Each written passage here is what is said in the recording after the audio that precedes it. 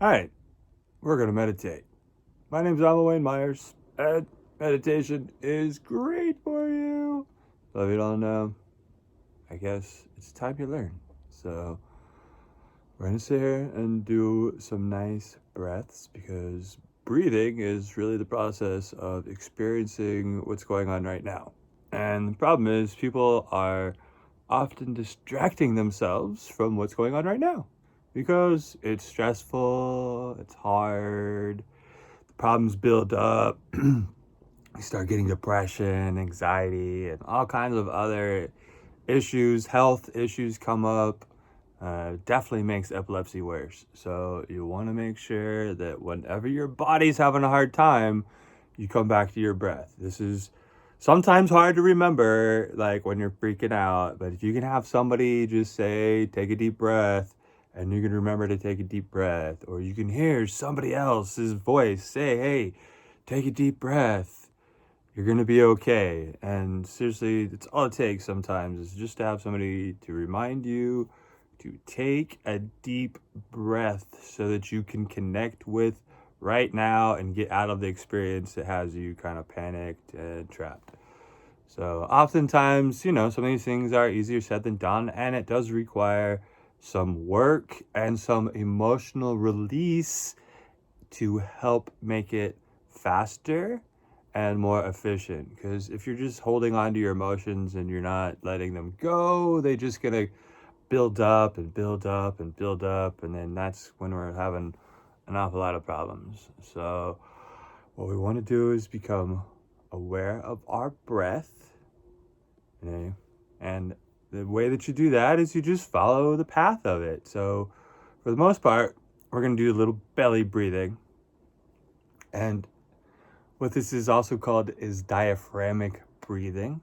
It's been used by athletes, martial artists, meditation, divers, Navy SEALs. Everybody really kind of understands diaphragmatic breathing. Even singers, opera singers, pop star singers. It's the how you're able to get the nice, full, boisterous, able to get more capacity usage of your lungs, more efficient exchange of the oxygenation and deoxygenation of your bloodstream in the process of just balancing out your body. So, and being present and calming down, because if you're breathing really fast, it's too close to hyperventilating, and that's panic mode. That's definitely not where you want to be. So you don't want to be all panicked out if you don't have to be.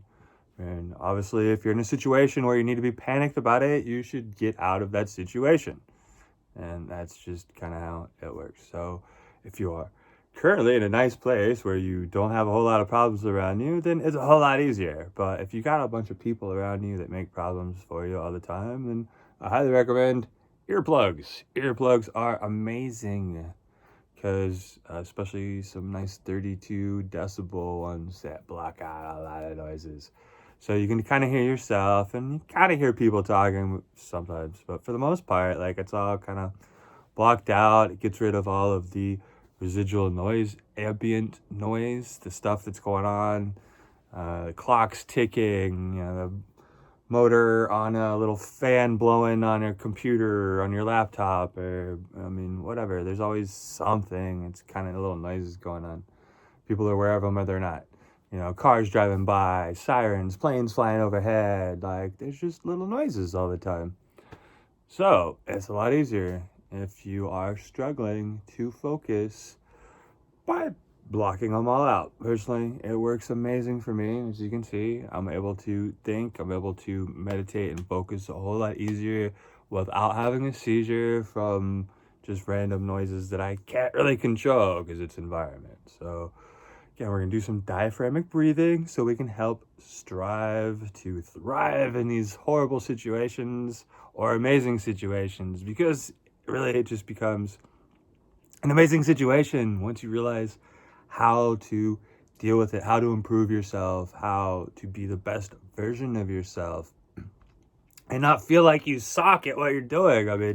That's really the hard part. We meditate and we're like, why can't I get this to work? And we just like, it sucks, and we just feel like we suck at it. So we give up, and it's frustrating.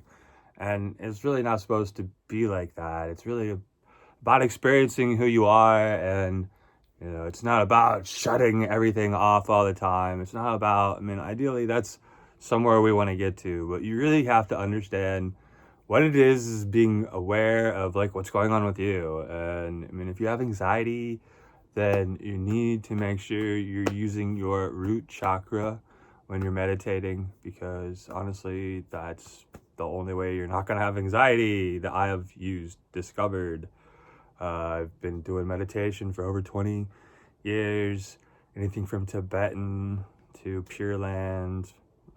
Currently doing Heart Chan. I've studied Zen, some Kundalini stuff. It's just so important to be able to take the pieces and understand why people teach certain things. And, there's a big picture when you can kind of start putting all these perspectives together. They all talk about the same stuff, but they kind of address things from different lenses, different, parts of when they talk about a gem is multifaceted. It has all the different sides that have pretty shininess and value to it.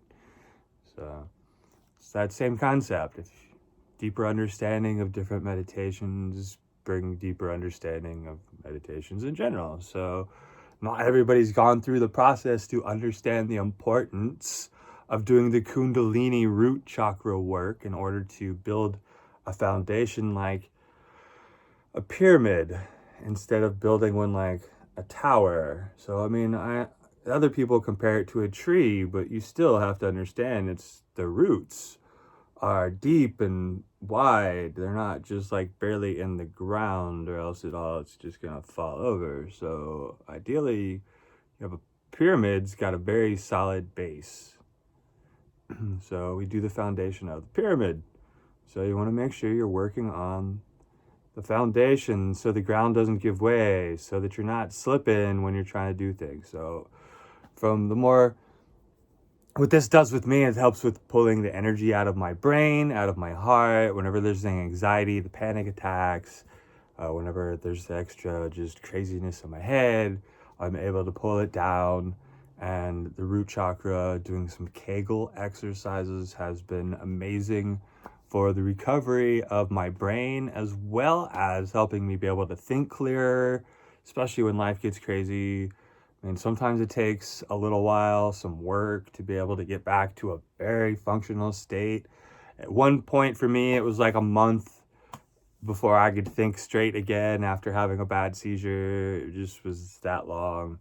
And, sometimes it's still, more like a week or two. Sometimes it's no time at all. It's like I have a problem and I'm back to it. But it really, depends on how much trauma and stuff there is around some of the seizures. So if you're being traumatized from your stuff, it's harder to get out of the hypervigilance. And that's kind of really why you want to do the Kegel exercises with your belly breathings, to help get you out of that fight or flight, the hypervigilance, and just to kind of get your adrenals supported in the process, because this actually helps get your adrenals going a little bit better before focusing on them entirely. So just building a foundation through breath is very simple. You can do it anywhere. You can do it in your car. You can do it, don't close your eyes unless you're like, at a stop on the freeway and you're stuck for a while. But so don't close your eyes. You don't want to fall asleep either. So you can do it with your eyes open if you're driving. But, make sure you're safe. Whatever it is you're doing, you can pull off to the side of the road. You can do it with your eyes closed. That's a whole lot safer than driving, riding a bike, on a motorcycle. I don't know, would totally highly recommend keeping your eyes open. So understandably, everybody's in a different situation in their life. We got to make a little light of just how hard life can be sometimes, because really, we don't need it to be any harder than it already is. We need things to make it better. So again, we're going to talk about belly breathing and Kegel exercises. It's seriously very simple. So if you don't know what Kegel exercise is, Kegels are when you're contracting your pelvic floor muscles, so like when you're trying to not go to the bathroom, you basically have to contract some muscles that block off your ability to poop and your ability to pee, and you're like, oh, I gotta make it to the bathroom, and you're like, hold it for a while. So it's these like muscles that you activate. And so doing a Kegel exercise is the activation of these muscles and then releasing them. But there's 3 stages of actual muscle contraction that you can get to. First part you really just got to worry about is just getting the contraction, get it tight, release, but you kind of want to, but ideally you're doing this with your breath too. So, you want to breathe in and you get it tight. And you want to breathe out, you want to let it release. You want to breathe in, you want to let it tight. And you breathe out, you let it release. As you breathe in, you want to let it get tight. As you breathe out, you want to let it release. So then when you're doing that, you're combining that with your diaphragmatic breathing or belly breathing, however you want to call it, depending upon whatever language you speak, because it's all the same thing, it's just different words. So with the belly breathing or diaphragmatic breathing, the easiest way, if you're not sure, is to place one or both of your hands over your navel. So as you're breathing in, your hands should rise out and your navel should come out and your stomach kind of sticks out. So it's like the Buddha, the belly of the Buddha gets all big. They see the picture or the dolls, the statues, the big belly. That's about the breath that's been taken in, as well as a symbol of, at that time, it was a symbol of wealth because people were starving, and in order to be fat, you really had to be pretty rich in order to be able to maintain that kind of body weight. So you can find that in several cultures that came up around the world. I believe that existed in the Hawaiian culture, like the Peloponnesian culture back in the days. I don't know how that is anymore because I don't really, but I do remember studying about that once. So again, these things come up in different cultures. So it's very fascinating how very similar things are done from one part of the world to the next. And there hasn't been any communication back then. Like, we have the amazing ability to just pick the phone up and say, hey, Alma, how you doing today? Doing great. How you doing? So, honestly, it's really easier now to be able to communicate. Send a text, send an email. These things are like almost instantaneous. It's amazing how fast we're able to communicate. Or back in the day, it was took a month or 2 or a boat or years. Sometimes you have no idea how long it's going to take to get a response back from a letter. It was things have changed. So now communication's better, so we can kind of understand that, hey, these are foundations that you can find throughout history and culture. They're not always combined and they're not always taught in this way. We do a little bit teach it in Heart Chen. I do not think that it's really being taught this way because I have had some brain damage from a stroke and my epilepsy stuff, and I needed to recover it. I was walking circles in the other room every time I would meditate. So honestly, it was horrifying. You'd sit down, you're like, all right, I need to relax, get in touch with myself. I got to be me and, try to heal, whatever, find a safe spot. And the next thing you know, you come to and you're walking circles in the other room and you have no idea how you got there. You just sat down. Other times I'd be passed out backwards, sitting in full lotus still. And the last thing I knew, I was trying to meditate. So I was having seizures, and by using these Kegel exercises with the diaphragmatic breathing, I was able to stop having seizures when I meditated. So this is still how I meditate when I'm having my brain's going crazy, when I'm having anxiety. Honestly, it helps an awful lot. Panic attacks, just stress from feeling bullied and from just being very hyper-vigilant. Seriously, it's what gets me through the day. There's a lot of other people, they use the process of yoga and some other stuff to do the same thing with connecting to the body through breath, This is a seated form that I practice, sitting form. So, I mean, there's reason why you do everything. So, that's a very great form of meditation for movement, because movement is very important. Everything you're doing, you should be aware of. So it's good to be mindful of your practice. So sitting meditation is, about being mindful of your mind and just trying to get your body, being mindful of your body, the stress, the pains, whatever it is. You want to recognize that it's there and breathe into it. And you want to release it and let it go. Because some of these things are trapped in body memory. They're trapped in the muscles. They're trapped in things that we're doing. And every time we feel an injury in that spot, it triggers some of these emotional traumas in us. So if you are one of these people, you definitely need to be addressing, the root cause of the problems is not feeling like you're grounded, not feeling that you're stable, not feeling like, you have the support that you need, whether it's your community, your friends, your lover, your family, whatever it is. Seriously, it's entirely up to you to decide that you are incredibly valuable. I can only tell you, hey, take care of yourself like you matter, because you do matter. But it's up to you to decide that you really do.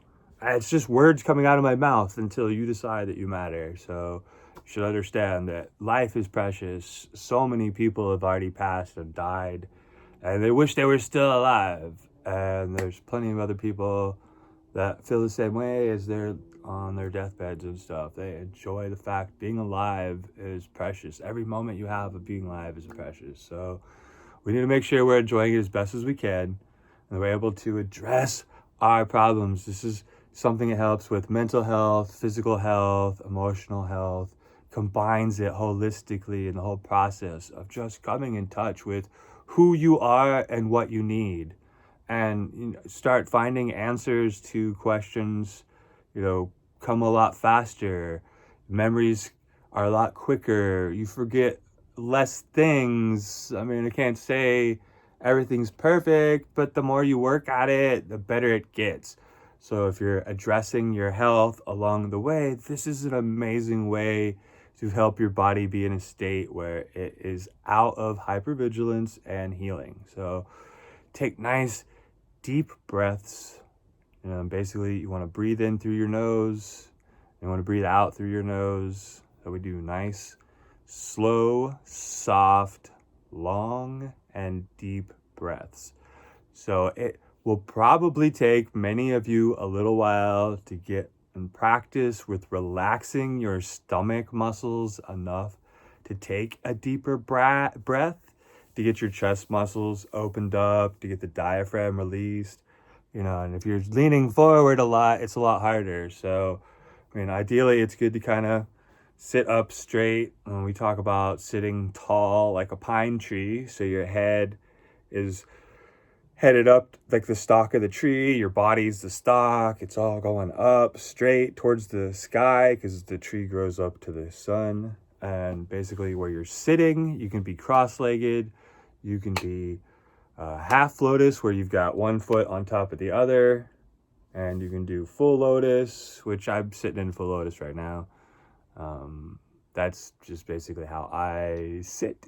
It's something I've been doing for 20 years, so I've been working at it. It is the most stable position to be sitting in when you meditate, and it is definitely not the most comfortable position to be sitting in when you meditate, but it helps you faster with the overcoming the body part. And so when you're having like pains and you're trying to work through pain, and pain is like a major thing in your life, like when I got kicked out of the army and I hurt my back, I was rear-ended by a tow truck while I was at a complete stop, and then I was sent out of the country for 2 months with no real medical care. And basically I was worked and bullied into working, even though I just never given the time I needed to heal. And I got out and I was just seriously, the injury was bad. But I didn't want to be an injured person like my dad. So I did my best to heal myself. I learned yoga at college, and then I taught myself more and more and more, and I taught other people yoga ever since. I started meditating with the Tibetan Lama, with one of my best friends at the time, and he even so much moved in. We were hanging out with him all the time, so I learned some amazing meditation techniques that have just helped me out through my whole life. Been done some amazing things, especially in the realm of pain management. So Kegel exercises, belly breathing. So you take a nice deep breath in. You want to make sure you can tighten along the way if it helps with you, and then you release as you're breathing down, so you're completely relaxed by the time you get to the bottom of your breath, and you have your pelvic floors relaxed. Then you breathe in, and you feel your pelvic floor start to tighten, and your stomach come out, and your hands come out if your hands are on your stomach. So focus very slowly, just the way your breath comes in, your nostrils, down your throat, into your stomach, and you feel the energy continue down into your pelvic floor. It's basically following the track of the blood flow. You have the aortic valve, for the most part, the aorta goes down through your stomach, and you basically feel this all the way down to the bottom of your pelvic floor. So you're activating this, and it goes to your heart, which is a counterbalance of your heart kind of being in the center between your head. Even though it's not the center of your body, but you can feel it when you're meditating, and you can feel it pull all the problems, all the panic, all the pain and stress out of your head, the seizure, just nonsense, the crazy, the anger, the why, the confusion, just seriously, just, the panic and the fear and all the other stuff that it's scary. Like, seriously, I mean, what are you supposed to do when you're hypervigilant except try to find a place where you're safe in your own head, and this is how you do it. So make sure you're working on your practice. Make sure you're taking nice breaths. Try to make them even when you're breathing in as it is when you're breathing out.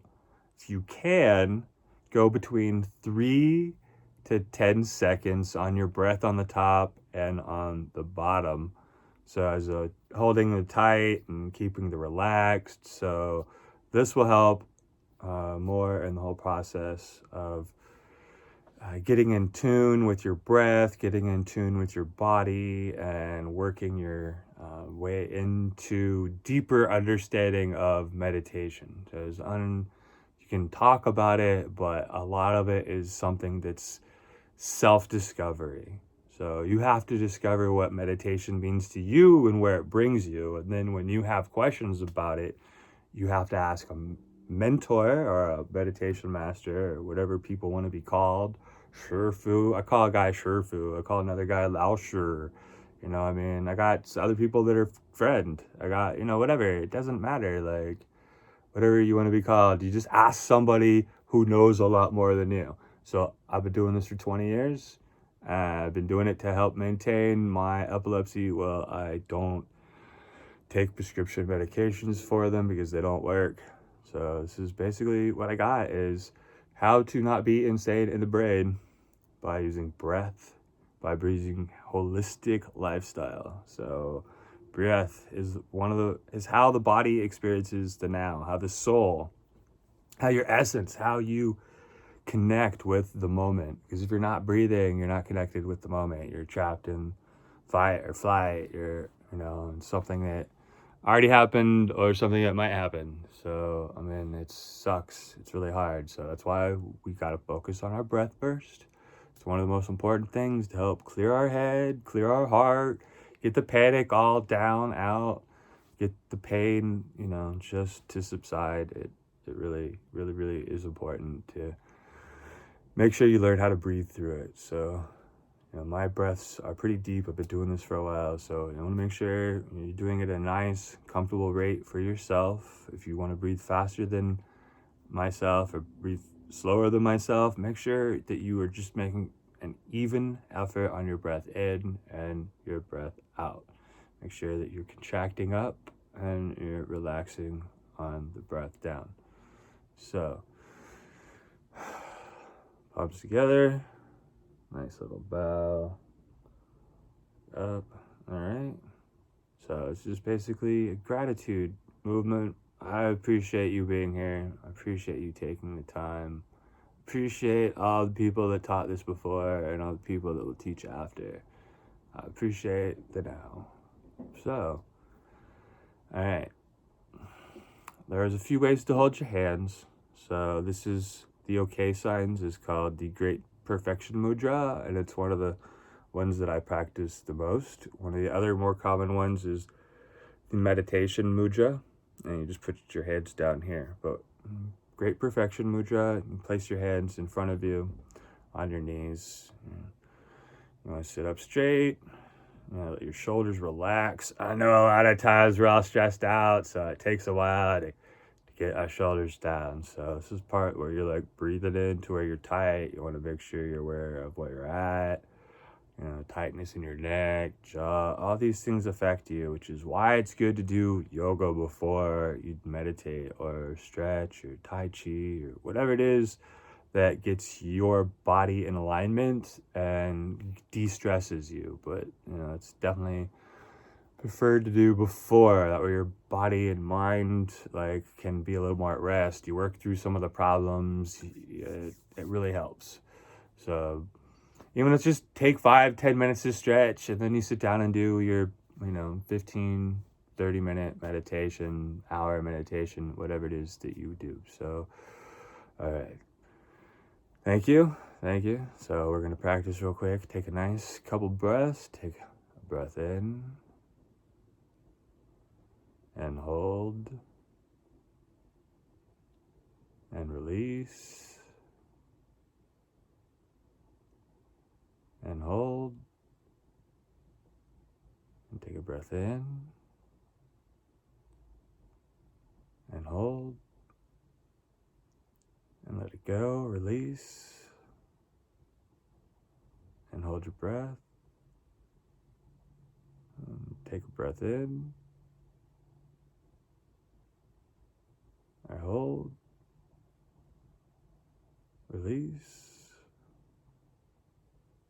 and hold. Take a breath in and hold and release and hold and take a breath in and hold and release and hold and take a breath in and hold